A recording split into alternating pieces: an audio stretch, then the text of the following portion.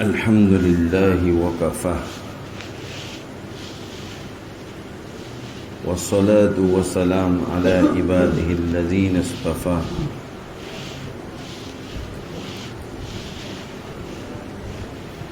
أما بعد أعوذ بالله من الشيطان الرجيم بسم الله الرحمن الرحيم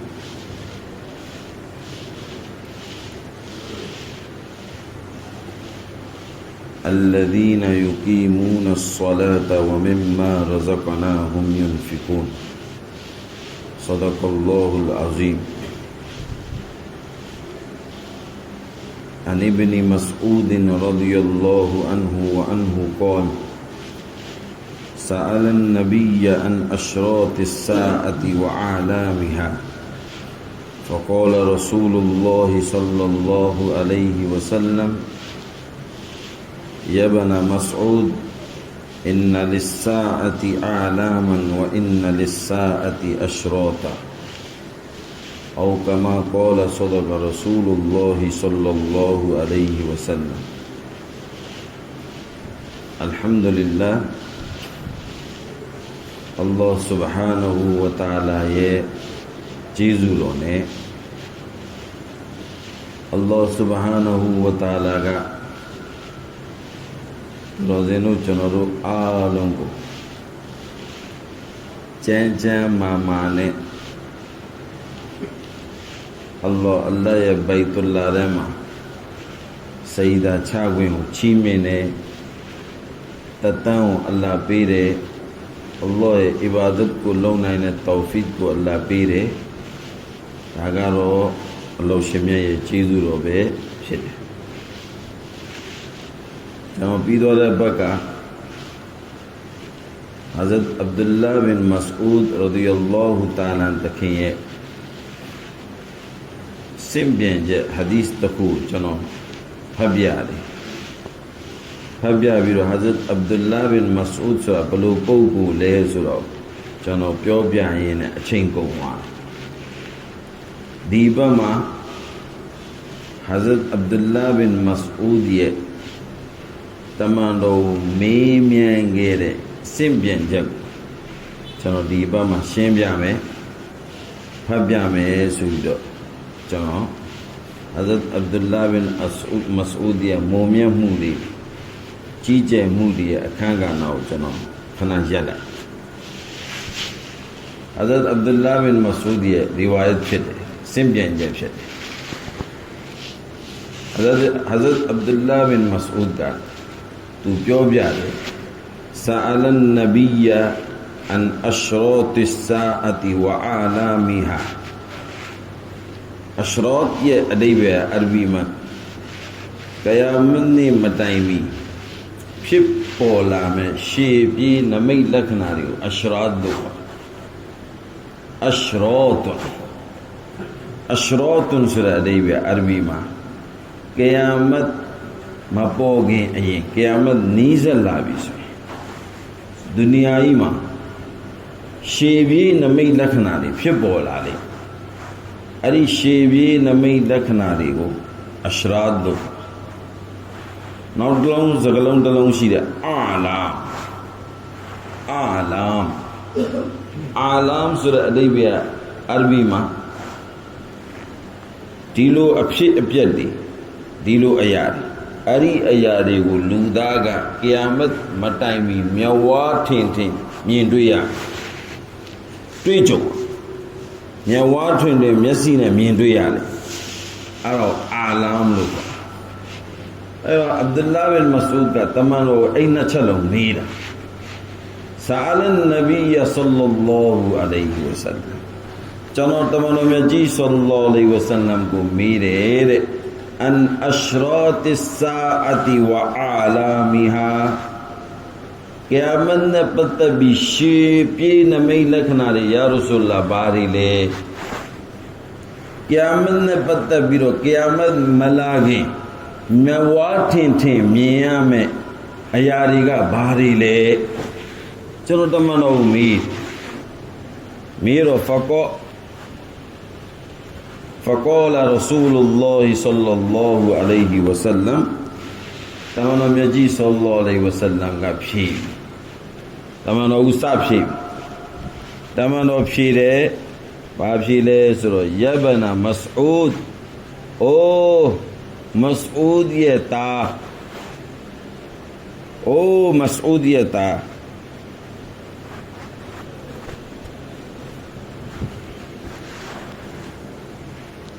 အိုမစအူဒ်ရဲ့သား إن للساعة أعلاما إن للساعة أعلاما وإن للساعة أشراطا تمام صعب في او مسعود قیامت نے بدتبیرو شیبی نمی لکھناری لے ایکا موچا پولا لے میں قیامت نے بدتبیرو قیامت ملاکیں پھپیا میں پھپیا دیگو لے اتی میواتیں تھے میاں لے اتی میواتیں نے میاں لے الو بیو بیرو حدیث میں تمامو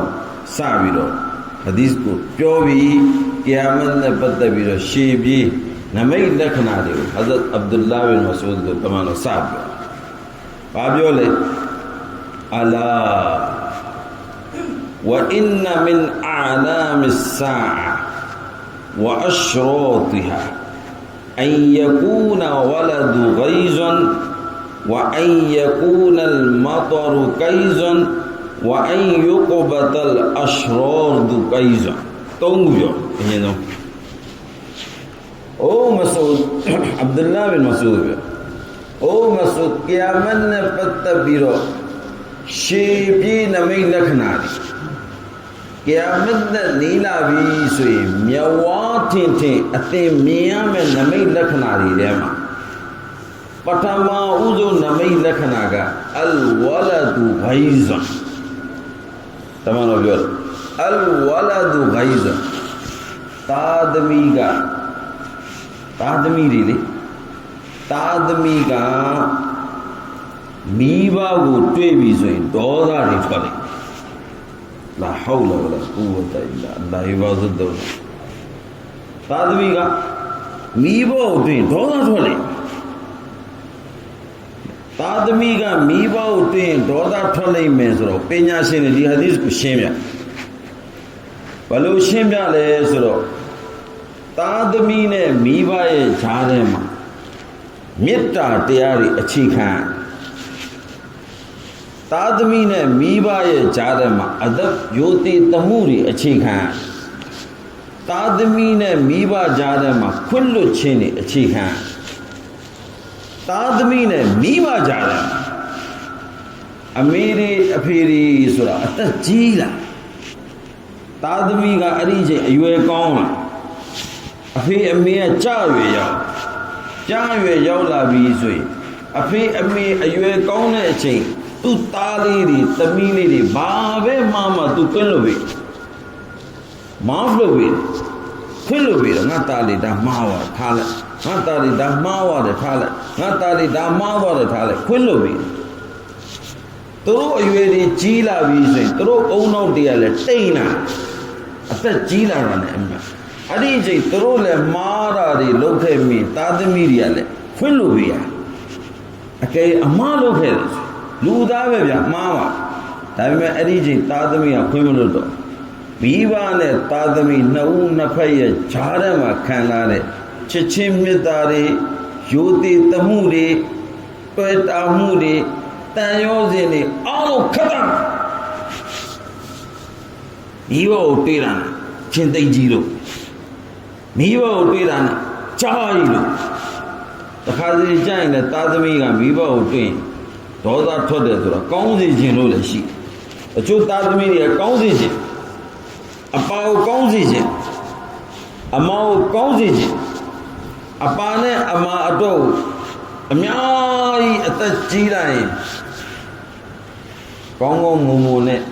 عزت شی نیزی جن تابع اپانے اما گا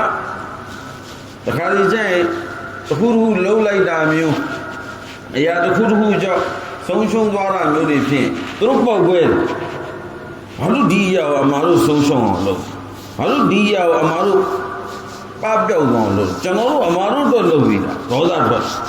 ဆိုဒီလိုမျိုးတွေလည်းရှိဆိုဘယ်လိုမျိုးအချိန်တွေမျိုးမှာပဲဖြစ်ဖြစ်မိဘကိုမားလို့ပဲဒေါသထွက်ပြီးဆက်တယ်ဖြစ်တယ်မိဘမားလို့ဒေါသထွက်ပြီးတော့ဆက်ဆံသည်ဖြစ်စေမိဘမှန်လို့သားသမီးဒေါသထွက်ပြီးဆက်ဆံသည်ဖြစ်စေသားသမီးအမှားပဲသားသမီးအမှားပဲမိဘမမောက်မိဘကမှန်လဲမှန်တယ်မားလဲမှန်တယ်သားသမီးကမှန်လဲမားတယ်မားလဲမားတယ်ဒီဘောဘယ်အဒပ်လုပ်ပိုင်မှုရှိ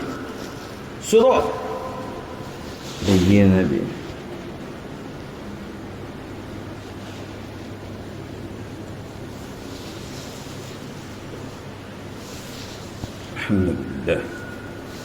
ဆိုတော့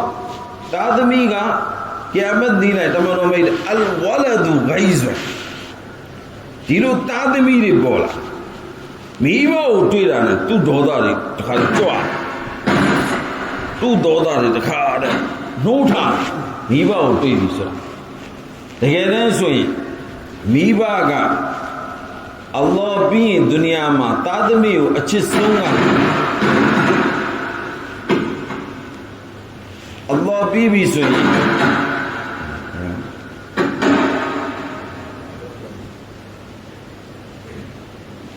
အလ္လာဟ်ပြီးပြီဆိုရင်ဒုနီယာမှာအချစ်ဆုံးကမိဘသားသမီးအလ္လာဟ်ပြီးပြီဆိုရင်ခွင့်လွတ်ခြင်းတွေအားလုံးကိုပေးဆောင်နိုင်တာကလည်းမိဘဆိုဒီဟာဒီစ်ကိုပြောနေနဲ့ဟဇရတ်မောနာပီရ်ဇူလ်ဖီကာဆပ်ဆရာကြီးတော့ဆုံးသွားအကြောင်းအရာတစ်ခုဒီဟာဒီစ်မှာအကြောင်းအရာတစ်ခုတည့်အဲ့ဒီအကြောင်းအရာပါကစ္စတန်နိုင်ငံမှာဖြစ်တယ်အဖေကဘာလုပ်လဲဆိုအုပ်ဖုတ်အဖေကအုပ်ဖုတ်တဲ့အလုပ်ကိုအဖေကလုပ်အမေကကြတော့ဘာလုပ်လဲဆိုတော့အမေကအိမ်မှာရိုတီရောင်းရိုတီရိုက်ပြီးတော့ရိုတီရောင်းအဖေကအုပ်ဖုတ်တယ်အမေကရိုတီရောင်းသူပါကစ္စတန်ရဲ့နေရာလေးတစ်ခုကျွန်တော်စာအုပ်ထဲမှာရေးတာကျွန်တော်မေ့ပါဆိုတော့ရိုတီရောင်းတော့ဘာဖြစ်လဲဆိုတော့သားလေးတယောက်တို့ရသားလေးတယောက်ရတော့ဒီသားလေးကိုတို့ဘဝလို့မိဘဆိုတာကသူအရင်ကြီးပဲသားသမီးတွေသူဘဝရဲ့အားအင်းနေအားလုံးကိုသားသမီးတို့ပေးလိုက်သားသမီးကိုလူဖြစ်အောင်လုပ်ပြီးသူ့ကိုကြည့်လိုက်သူအမြဲတမ်းအလုံးမှာပဲမင်းသူ့သားသမီးတွေကိုသူကြည့်လိုက်ပြီဆိုရင်အမြဲတမ်းစင်ပေါ်ရောက်နေတာကိုသူကြည့်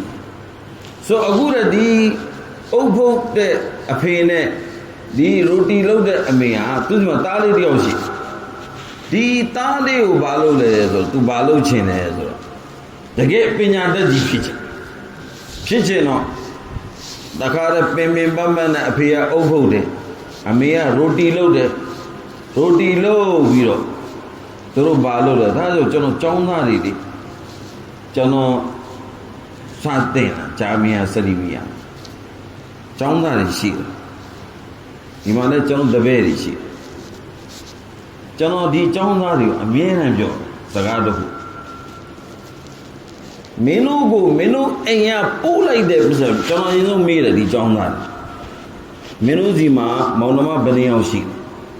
တယောက်ကပြောတယ်9ယောက်ရှိ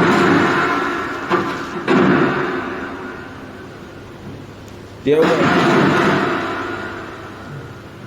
ယောက်ကပြောတယ်9ယောက်ရှိတယ်ပြောတယ်နောက်တစ်ယောက်ကပြောတယ်3ယောက်ရှိတယ်ပြောတယ်နောက်တစ်ယောက်ပြောတယ်4ယောက်ရှိတယ်အဲ့တော့ဒီ4ယောက်ကောဒီမောင်နှမတွေဘာလုပ်လဲမင်းအဖေလည်းအလုပ်လုပ်နေတယ်အမေလည်းအလုပ်လုပ်အကိုလည်းအလုပ်လုပ်နေတယ်အလက်ကောင်လည်းအလုပ်လုပ်အမလည်းအလုပ်လုပ်သူတယောက်တည်းကိုကြောင်းဖို့စာဖို့ကျွန်တော်ဒီကြောင်းသားတွေကိုအမြဲတမ်းဆုံးပါမင်းတို့အိမ်ကပို့ပြီးတဲ့ပတ်စံတစ်ချက်တိုင်ကကျန်တဲ့ညီကိုမောင်နှမ3ယောက်လုံးရဲ့ဟတ်တွေပါနေတယ်သူတို့သုံးဆွဲရမယ်ဟတ်တွေပါနေတယ် ဒါပေမဲ့သူတို့မသုံးဆွဲပဲနဲ့မင်းတို့စာဖတ်လို့ဆိုရင်မင်းတို့စင်ပေါ်ရအောင်သူတို့တွန်းပို့ပေးတာအဲ့ဒီပတ်စံတစ်ချက်ချင်းတိုင်းရဲ့သုံးတိုင်း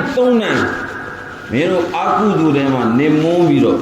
ပညာထဲမှာစိတ်မဝင်စားဘူးဆိုရင်တော့မင်းတို့တွေအားလုံးဒီပတ်စံအမာနတ်ကိုခရမ်းလို့သုံးတယ်ဒီပတ်စံတစ်ချက်ချင်းမှာမိဘရဲ့ချွေးတွေပါအဖေရဲ့ချွေးတွေပါအမေရဲ့ချွေးတွေပါတခြားမောင်နှမတွေရဲ့သွေးတွေပါသူတို့လာစီပို့နေတဲ့ပတ်စံဆိုမင်းတို့ဒီမှာလာပြီးတော့ကြက်ကရိုက်မယ်အစောပြီးဆိုရင်ပတ်မယ်ကိုးစားမယ်ဇလိတ်တောင်းမယ်စာမဖတ်ဘူးသာသနာပညာသင်နေတယ်ပြောတယ်တင်ညာသာသင်နေတာအီဘာဒတ်မရှိဘူးသာသနာပညာနဲ့အမလ်နဲ့တွဲနေသာသနာပညာသင်တဲ့လူကပိုးပြီးတက္ကဝရှိရပိုးပြီးအလ္လာဟ်ကိုကြောက်ရပိုးပြီးအီဘာဒတ်ရှိရအခုကကျန်တဲ့လူကအီဘာဒတ်များလုပ်တယ်သာသနာပညာသင်တဲ့ကျောင်းသားရှိုက်တန်ဖြင့်ဆိုတော့ဒါခရနတ်လို့မိဘပေးတဲ့ပတ်စံခရနတ်လို့အလူရှင်တွေပေးတဲ့ပတ်စံခရနတ်လို့ကျောင်းကပေးတဲ့အရေးကိုခရနတ်လို့စာသင်ပေးနေတဲ့ဆရာကြီးရဲ့အချိန်တွေကိုခရနတ်လို့ဆိုကျွန်တော်အမြဲတမ်းဆုံးတော့မိဘကသာသမီကိုအမြဲတမ်းသူစင်ပေါ်ရောက်အမြဲတမ်းစင်ပေါ်မှာပဲတွေ့ကြဆိုဒီအုပ်ဖုတ်သမားအဖေနဲ့ဒီမုတ်လုတ်တဲ့ရိုတီသမားအမေကသူ့သားလေးကိုတေးချထုတ်ပိုးပြီးတော့တခါတဲ့အင်ကြီးတစ်ပိုက်ထုတ်ပြီးတော့တခါတဲ့မျိုးပေါ်တက်ပြီးတော့တခါတဲ့သူကြောင်းထားပြီးကြောင်းထားရင်နဲ့သားကအခုဘယ်ရွယ်ရောက်လာလဲဆိုတော့သားကအခုနည်းနည်းအရွယ်လူပြိုပေါက်ရောက်လာတဲ့အင်ဂျင်နီယာဘွဲ့လေရအောင်ဆရာကြီးပြောပြတယ်ဟာဇတ်မော်နာပီရ်ဇူလ်ဖီကာပြောပြတယ်အင်ဂျင်နီယာဘွဲ့လေရအင်ဂျင်နီယာဘွဲ့လေရလေရပါသားလုပ်တဲ့သူကဘာလုပ်လဲဆိုတော့ဗမာလူပြောရင်စော်တွေ့သွားပါနော်ဗမာလူပြောရင်စော်တွေ့သွားတော့ဒီသူကြိုက်တဲ့ကောင်မလေးကိုအိမ်ခေါ်လာပြီးအမေကိုပြောတယ်အမေကျွန်တော်တို့ကြိုက်ဆိုအမေနဲ့အဖေဟိုရှာကျွေးမယ်မစင်စားသေးဘူးအခုပဲဘွဲရတယ်အခုပဲရှာတီလုပ်တော့မယ်ဆိုတော့ကဲအဖေအမေကတော့ရတယ်ဒါငါသာစိတ်ချမ်းသာလို့တို့ကြိုက်လားယူဘလုံးမဆိုရှာကြံပြီးတော့ဒီသားလေးကိုမင်္ဂလာဆောင်ပေးလိုက်အခုချွေးမနဲ့သားနဲ့အိမ်ပေါ်ရောက်လာတော့ဒီချွေးမကမျိုးကြီးမှနေတော့ဒီတောအုပ်ဖို့သမားအိမ်မှာသူအစင်မပြေဘူးအစင်မပြေတော့သူဘာလုပ်လဲဆိုတော့ယောက်ျားကိုအမြဲတမ်းဒုတ်ထူယောက်ျားကိုအမြဲတမ်းတော့ပြီးဘာဖြစ်လဲဆိုရှင်းအမေမှာကျမမနေနဲ့ရှင်းအမေမှာကျမအခုမိန်းမလည်းအဲ့လိုအခုမိန်းမအရေးချင်းမရှိတော့အရင်မိန်းမတွေအရင်ကဟိုကျွန်တော်တို့အမေတွေရဲ့ဇမာနာမှာရှိတဲ့မိန်းမတွေကယူပြီးရင်ရောက်ခမနဲ့ထားလိုက်ရင်ဇင်ဒဂီတည်တဲ့အထိရောက်ခမအိမ်မှာပဲတည်သွားတာအခုမိန်းမတွေက2ရက်3ရက်ပဲသူတို့ရောက်ခမအိမ်မှာနေလေပြီးယောက်ျားကိုသူတော့ပြီးအဲ့တော့ပြောင်းဖို့လို့ကျွန်မဒီမှာမနေဘူးတော့ပေးမှာဆိုဟိုဘက်နဲ့တော့ပေးတာပေါ့နော်ဟိုအမျိုးသမီးကသူမျိုးကြီးသူဆိုတော့တော့ပေးယောက်ျားကိုတခါကြက်တော့ယောက်ျားကဘာပြောလဲဆိုအမေကျွန်တော်တို့ကတော့ဒီတောမှာနေဖို့အဆင်မပြေဘူးအဲ့တော့ကျွန်တော်ကိုအမေအနေနဲ့ကျွန်တော်ကိုခွင့်ပြုကျွန်တော်ပါကစ္စတန်ရဲ့မြို့ကိုကျွန်တော်ပြောင်းပြီးအလုပ်လုပ်မယ်အလုပ်လုပ်ပြီးတော့ကျွန်တော်အမေကိုလည်းထောက်ပံ့ဒီစကားဂရိပေးပြီးတော့ဒီသားလုပ်တဲ့လူကဘာဖြစ်လဲဆိုတော့မြို့တက်သွားတယ်သူ့မိန်းမမြို့တက်ပြီးတော့အင်ဂျင်နီယာဆိုတော့အလုပ်လုပ်တာဗောနော်အလုပ်လုပ်ရင်နဲ့နည်းနည်းချမ်းသာဟိုကမိဘကိုပေးဖို့ကျွေးဖို့မေ့ပါအခုဘာစမာနာလဲကျွန်တော်တို့မိန်းမယူတယ်ခလေးမွေးကျွန်တော်တို့မိန်းမယူလို့ကျွန်တော်တို့ခလေးမွေးလိုက်ကျွန်တော်တို့အုံနှုတ်ထဲမှာ खुदा की कसम कसम सावी कफारा मठाई चलो तैया मा कोजे या गाइनो ए चिंवे खुदा की कसम चैनी ब्योरा चलो गौने मा चलो तादमी बलू कौजा और लो मले ए फिकिर वेजी अपो मा मुईगे मीबा ओरे मीबा ये कैं फिर तोरे चलो अमेहु मता नोरे चलो अफेहु चलो बलू सच्ची मिले जुरे फिकिर प्याउ कौने मा विनारा बाबे विना ले जुरो मत आदमी कौजा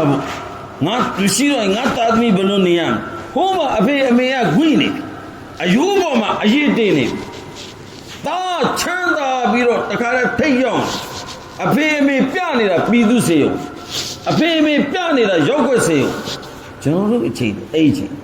हमें अजाब मलाए बाला मा ले अत चीला ये कोकोराई मीवा फे को तादमी को चिटाई तरिया ना तादमी छिके दलो ना में ना बलो छिके ना फे ना तादमी तू में ना में मा छिने दलो ना में ना बलो छिके ना फे ना बलो छिके क्या प्याउनी तरिया चलो औनौ दिया प्यसीवा चलो औनौ दिया बालो ले तादमी मोइना ऐ तादमी दोगे अपो मा शीने दे ओवारे में कौने माने में शीरो तका दे जाए ओवारे अफे दी मा शीरे अठौ दौ लू देरा अमुई पे मते दे अमुया टाउन चलो ऐ छे सो अगुडे दी कराची यौ द्वारे दी तागा इंजीनियर लो बिरो कौन छंदा रो को टोमा उभौ नहीं रे अभी टोमा मौलौ नहीं रे अमे तुम्हें मैं बिरो कौन छंदा बिरो बाफी ले दरो तू सऊदी हो सऊदी तायो मा अलो शौबु साई बिरो तेनाई रो सऊदी तायो अलो खोरा याओ ला रो तू हा सऊदी सो दा रियाल ने या पसन टंजी में लोगा ले कौन है सो सऊदी को तू सऊदी मा तू अनित तौजे तू शान अनित तौजे मा नित तौजे लो हज लो जो तू बाफी ले दो तू म्यारे काबा में म्याई जा तू म्यारे दुआ तो म्याई जा तू म्यारे हजर अस्वद को नए म्याई जा तू म्यारे तमांडो ये रोज़ो में म्याई जा तू म्याई मचाला तू म्याई मठो तू दी मा नाचे मुले मशी दर्द ले मशी अल्लाह ये पीछे मा ngô चाहिए मंगो यही मठो दो तू सही कि काबा जाऊं दो ना दो बामा मठू दे मीजी दो खुद बामा मठू दे इन दो साउंड दो सो तू बालो ले सो तो ये तू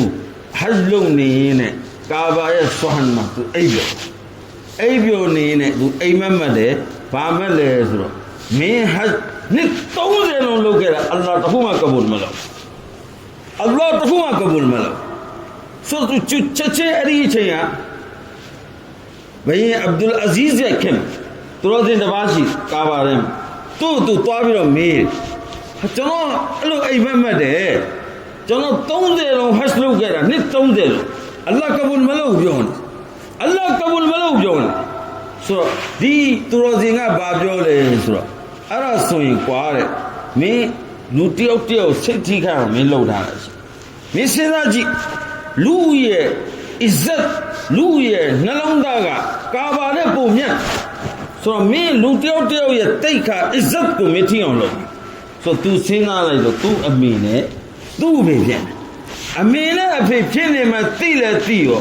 छन दी बे तखारे बीजा रे बारी न्यारे लो बिरो छे जुआओ bien महिमा दिला में द्वारो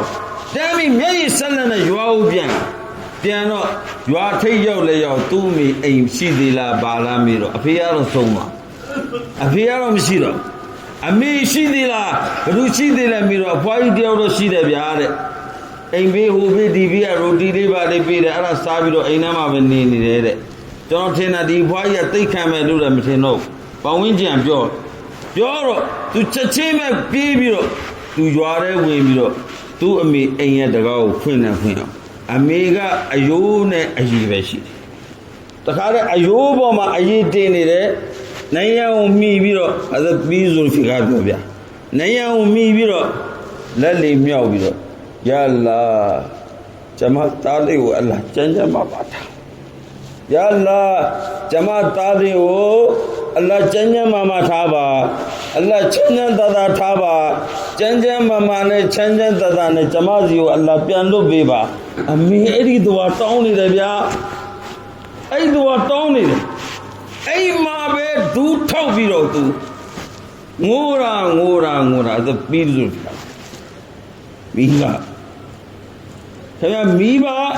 အဲ့ဒီအစင်တန်းမိဘအဲ့ဒီအစင်တန်းအဲ့ဒီအမေရှိနေသူ၍ခင်ဗျာအလ္လာဟ်အရိတ်ခေါင်းမှာရှိနေဆိုအဲ့ဒီအမေကတလောက်နဲ့ပေါင်းများစွာပြစ်သွားတော့သူ့သားလေးဆိုသူနေရကပ်ပြီးသွားတော့ဘယ်သူမှမလုပ်ဆိုတော့ကျွန်တော်တို့တွေအားလုံးကမိဘမှားသည်ဖြစ်စေမှန်သည်ဖြစ်စေမိဘကိုမြင်ဒေါသထွက်လို့မရမိဘကိုမြင်ကျွန်တော်တို့ကမိဘကိုရန်သူလို့ဆက်ဆံလို့မရနောက်ဆုံးအစိမ့်မပြေဘူးဆိုရင်ခဏဖြတ်ထားလိုက်ခဏနားထားလိုက်ခဏဒေါသတွေပဲပြီးပြီလားပြေတော့မှပြန်ပြီးစကားပြောမိဘကိုခိုင်းစွာဒေါသနဲ့စကားပြောခြင်းကလည်းကိယာမတ်ရဲ့နမိတ်လက္ခဏာတစ်ခုတည်းမှာပါတယ်အဲ့ဒါကိုတမန်တော်ဟဇရတ်အဗ္ဒူလာဘင်မစအူဒ်ကိုပြောတယ်ကိယာမတ်နေပြီဆိုရင်အလ်ဝလဒူဂိဇန်တာရီတမီးတွေကမိဘဒေါသနဲ့ကြားလို့ချင်းသိလို့ဆက်ဆံလိုက်ကိယာမတ်ရဲ့နမိတ်လက္ခဏာတစ်ခုအင်ရှာအလ္လာဟ်ကျန်တဲ့ဥစ္စာကိုရှေ့ဘက်မှာကျွန်တော်ဆက်ပြီးပြောမယ်အလ္လာဟ်ရှင်မြတ်သူတော်စင်တို့ကျွန်တော်တို့အားလုံးကိုအလ္လာဟ်ကျမ်းမာမာနဲ့အာဖီယတ်နဲ့ထားတော်မူပါစေကျွန်တော်တို့မိဘတွေရဲ့တက်တန်းလို့လည်းဘရကတ်ပေးတော်မူပါစေဆုံးသွားတဲ့မိဘတွေရှင်းတယ်အလ္လာဟ်ဂျန်နတ်အလ်ဖီရဒေါစ်ချီးမြှင့်ပေးတော်မူပါစေ